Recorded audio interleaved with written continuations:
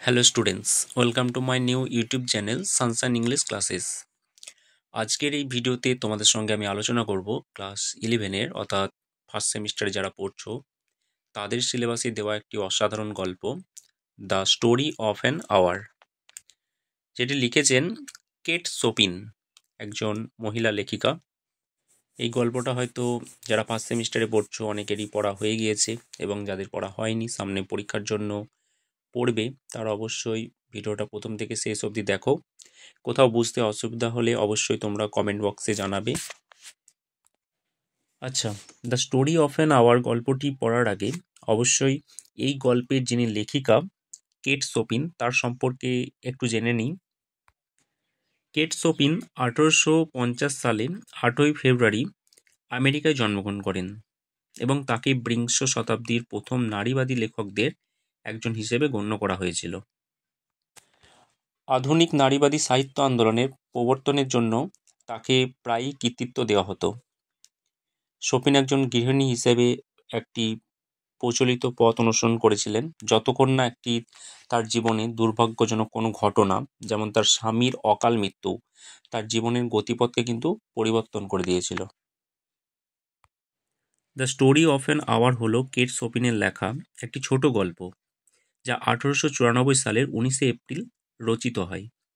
এটি মূলত 1894 সালের 6 ডিসেম্বর প্রকাশিত হয়েছিল, মূলত the dream of an hour নামে, কিন্তু পরবর্তীকালে অর্থাৎ 1895 সালের 5ই জানুয়ারি সেন্ট লুইস লাইফে the story of an hour নামে পুনরায় এটা কিন্তু প্রকাশ হয়।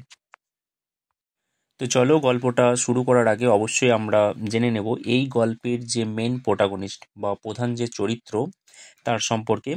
তো এই গল্পের প্রধান চরিত্র ছিল লুইস মালার্ড, ব্রেন্টলি মালার্ডের স্ত্রী, যে অনেকদিন ধরে হৃদযন্ত্রের সমস্যায় ভুগছিলেন, এবং তার বোন জোসেফিনের কাছ থেকে তার স্বামীর রেল দুর্ঘটনার যে খবরটা তিনি পেয়েছিলেন বা তাকে দেওয়া হয়েছিল খুব মৃদুভাবে, যাতে তার কোনো সমস্যা না হয় এটা ভেবে। এবং পরবর্তীকালে আমরা গল্পের শেষ দিকে, অর্থাৎ একদমই শেষে বলা যায়, তখন আমরা দেখতে পাই যে তার স্বামীর মৃত্যুর খবরটা ফেক ছিল, অর্থাৎ মিথ্যে ছিল, যে কারণে তার স্বামী যখন বাড়ি ফিরে আসে তাকে দেখে কিন্তু এই লুইস মালার্ড, অর্থাৎ যে হৃদরোগে ভুগছিল, সে কিন্তু হঠাৎই হার্ট অ্যাটাক করে মারা যায়। এবং এই গল্পের যে আরেকটা ক্যারেক্টার অর্থাৎ জোসেফিন, অর্থাৎ লুইস মালার্ডের বোন, তো জোসেফিন লুইসকে বেন্টলির যে মৃত্যুর খবরটা দিয়েছিল এবং তাকে শোকের সময় সান্ত্বনা দিয়েছিল, এবং গল্পের মধ্যে একটা উল্লেখযোগ্য বা গুরুত্বপূর্ণ ভূমিকা পালন করেছে আরেকজন ক্যারেক্টার, যেটা রিচার্ডস, ব্রেন্টলি মালার্ডস বা ব্রেন্টলি ফ্রেন্ড, যে প্রথম তার বন্ধুর মৃত্যুর খবরটা ওই লুইস মালার্ডের বোনকে দিয়েছিল, এবং সে চেষ্টা করেছিল লুইস মালার্ডকে খবরটা যতটা সম্ভব হয় সাবধানতা অবলম্বন করে তাকে দেওয়া যায়।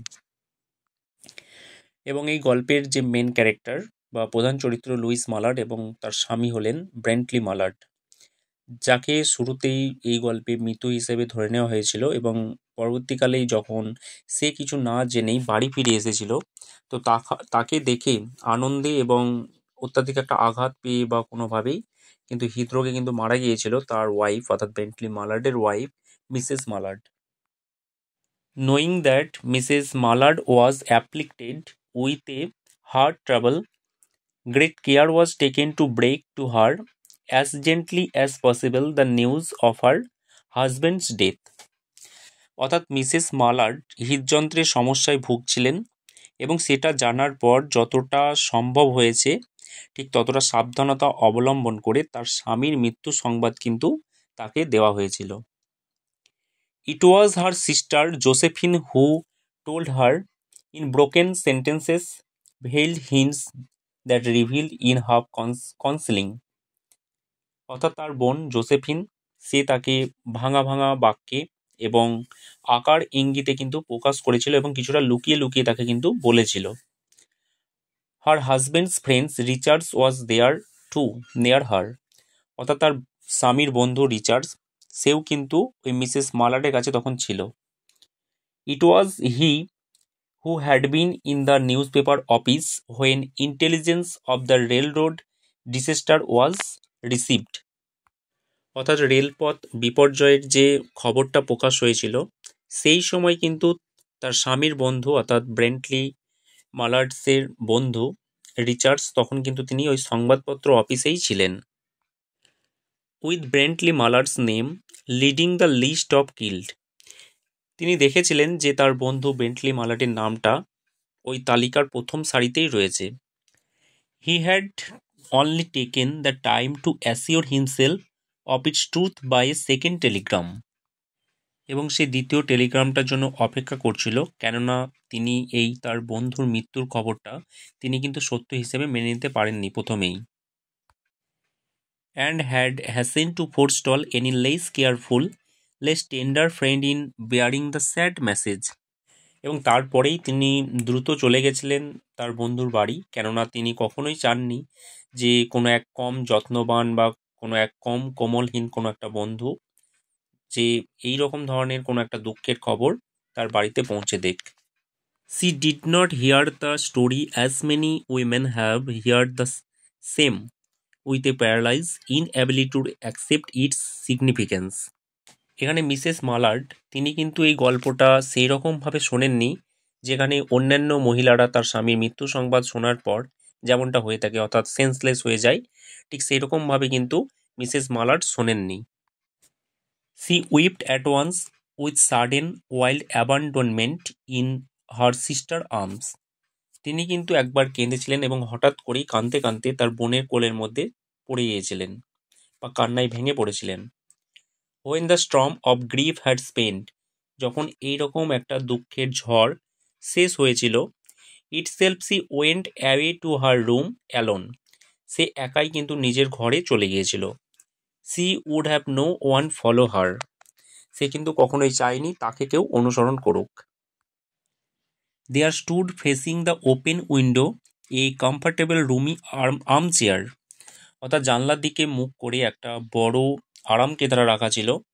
Into this she sank, সে সেখানে বসে পড়েছিল, pressed down by physical exhaustion that haunted her body and seemed to reach into her soul. Mrs মালার্সের তার এই শারীরিক ক্লান্তিটা যেন মনে হচ্ছিল যে তার শরীরকে ভেদ করে যেন তার আত্মাকে স্পর্শ করেছে।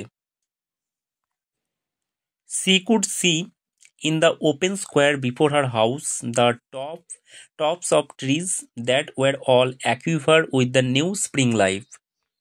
তিনি সেখানে দেখতে পাচ্ছিলেন যে তার বাড়ির সামনে একটি ফাঁকা চারকোনা জায়গা, যেখানে তিনি তাকাচ্ছিলেন বা দেখছিলেন যে গাছের পুরো উপরিভাগগুলো, অর্থাৎ যেখানে ওই নতুন যে মানে পাতা জন্মেছে অর্থাৎ নতুন যে পাতাগুলো গজিয়েছে গাছের, তার যে ভারে গাছগুলো যে নড়ছিল, ঠিক সেই দৃশ্যটাই কিন্তু তখন তিনি দেখছিলেন।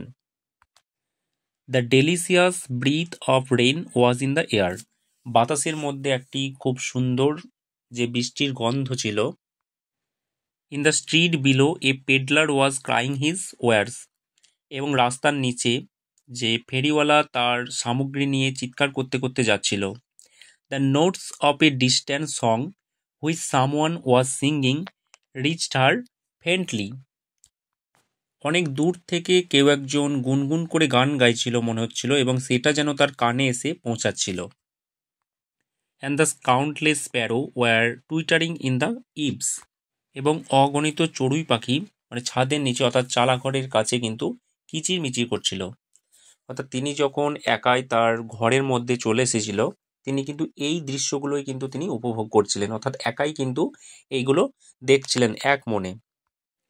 There were patches of blue sky showing here and there through the clouds that had met and piled one above the other in the west facing her window. অর্থাৎ তিনি পশ্চিমের যে জানলাটা ছিল সেটা দিয়ে দেখা যাচ্ছিল বা তিনি দেখছিলেন যে মেঘগুলো কিন্তু ভেসে বেড়াচ্ছে এবং তাদের ফাঁক দিয়ে কিন্তু কি দেখা যাচ্ছিল, নীল আকাশ কিন্তু উকি দিচ্ছে। She sat with her head thrown back upon the cushion of the chair, quite motionless, except when a sob came up into her thought and shook her as a child who has cried itself to sleep continues to sob in its dreams. আচ্ছা, কেটে কেটে মানেটা বলছি। She sat with her head thrown back upon the cushion of the chair, quite motionless. অর্থাৎ তিনি ওই আরাম কেদারার মধ্যে কিন্তু নিজের মাথাটা এলিয়ে দিয়ে এমনভাবে বসে পড়েছিলেন যেন একদমই পুরো নিশ্চল মনে হচ্ছিল। Except when a sob came up into her থট অ্যান্ড সুক হার, যতক্ষণ পর্যন্ত কোনো একটা ফুঁপিয়ে ফুঁপিয়ে কান্না তার গলার মধ্যে এসে তাকে শিহরিত করছিল। As a child who has cried, একটা শিশু যেমন কাঁদতে শুরু করে ইটসেলফ টু স্লিপ, ঘুমানোর সময়, continuous to sob in his dreams, অর্থাৎ এবং ঘুমের মধ্যেও অনেক সময় স্বপ্নের মধ্যে কিন্তু কেঁদে ওঠে। সি ওয়াজ ইয়াং, অর্থাৎ মিসেস মালার ছিলেন অল্প বয়সী, উইথ এ ফেয়ার, খুবই সুন্দরী, কাম ফেস, এবং তার মুখের মধ্যে একটা কোমল ভাব ছিল, whose lines bespoke represent and even a certain strength, এবং তার মুখের মধ্যে কিছু বলিরেখা প্রকাশ পাচ্ছিল এবং কোনো একটা শক্তির যেন আভাস দিচ্ছিল। বাট নাও দেয়ার ওয়াজ এ ডাল স্টেয়ার ইন হার আইজ, এবং তার চোখগুলো এখন যেন একটা বোকা চাহনির মধ্যে রয়েছে, বা তার চাহনিগুলো কেমন একটা বোকা বোকা লাগছিল। Whose gaze was fixed away off yonder on one of those patches of blue sky, তার দৃষ্টিটা যেন এখন একটা জায়গাতেই স্থির হয়ে গেছিল, ওই যে দূরের নীল আকাশ দেখা যাচ্ছিল ঠিক সেই দিকেই কিন্তু সে তাকিয়েই ছিল।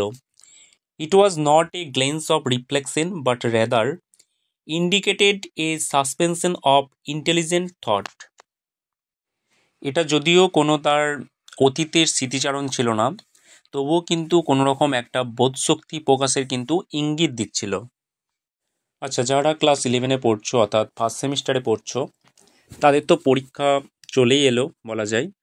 তো তাদের কেমন কি প্রিপারেশন হয়েছে বা কাদের কাদের সিলেবাস পুরো কভার হয়ে গেছে, তোমরা অবশ্যই কমেন্ট বক্সে জানাবে।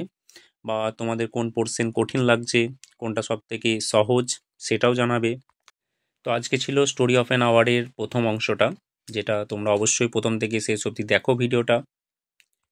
ভালো লাগলে অবশ্যই একটা লাইক করে দিও, বন্ধুদের মধ্যে শেয়ার করে দিও, এবং যারা আমার চ্যানেলে নতুন তারা অবশ্যই চ্যানেলটি সাবস্ক্রাইব